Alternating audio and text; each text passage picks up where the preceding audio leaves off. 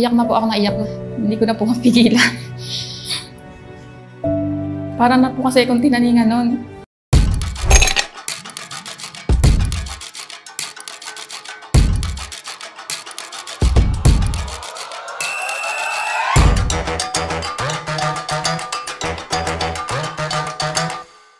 Ako si Jeneline Eugenio Perpuse, 33 years old, taga San Vicente, Nueva Ecija. Last October 2022, ako po ay nagkaroon ng mga manas. Akala ko po tumataba lang po ako noon. Nung napansin ko po palaki po ng palaki yung mga manas ko sa paa.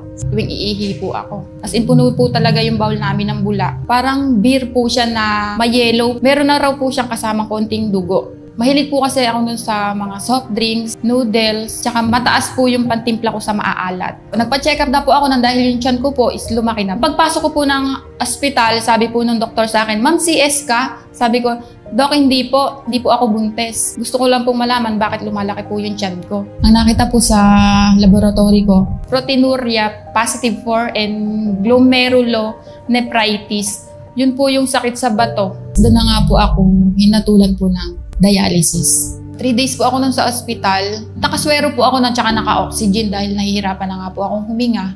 May gamot po sila sa akin na pinainom. Sa isang araw po ang nabibili kong pong gamot is 400. A day po yun. Tapos nagpalabas po ako ng hospital dahil po yung hindi naman po nababago yung nararamdaman ko. Parang lumalala pa po ako. Lagi po akong nagpapalaboratory. Nag-increase po yung cholesterol ko. Nag-480 po siya.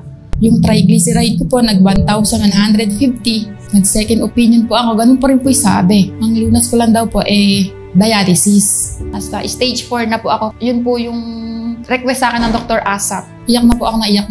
Hindi ko na po mapigilan.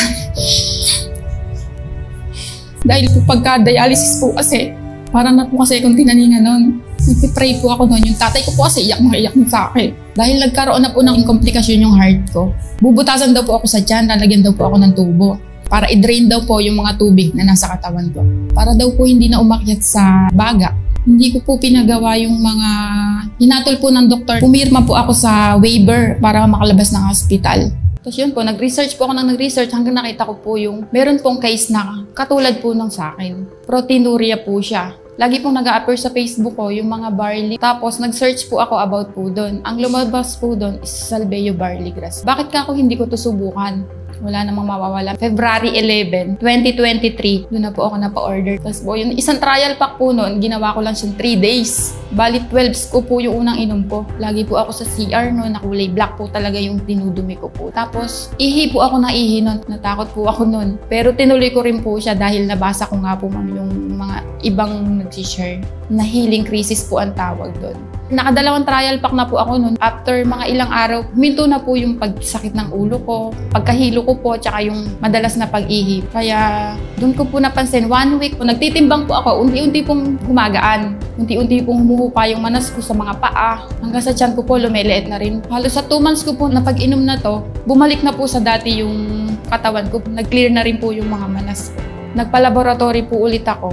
Doon ko po nalaman na yung proteinuria ko po is bumaba na. Nag-start na po siya sa trace na lang. Tapos, nung May po ulit, nagpa-laboratory po ulit ako. Good news mo, dahil negative po lahat ng result ko. Nagulat po siya.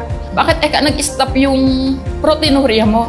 Pero hindi ka naman nakapagpa-kidney biopsy or nakapagpa-dialysis. Tapos po sabi ko, hinito ko na po yung mga gamot ko. Dahil po sa pag-inom ko ng Salbeo barley grass, nangiti lang po siya sa akin. Clear na raw po yung proteinuria, tsaka yung glomerulonephritis. Sobrang saya po ng nanay ko, ng tatay ko. Tapos yung anak ko po noon, lagi po niyang tinatanong bakit ka nandiyan sa ospital.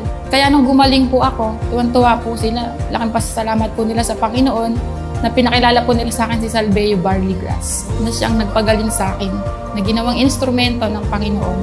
Hindi na po ako na-dialysis at hindi na rin po ako nalagyan ng tubo. Kaya sobrang thankful po ako at pinadala po sa akin ito ng Panginoon para matulungan po ako. Ako si Jeneline Eugenio Perpuse at ito ang aking kwentong Salbeo.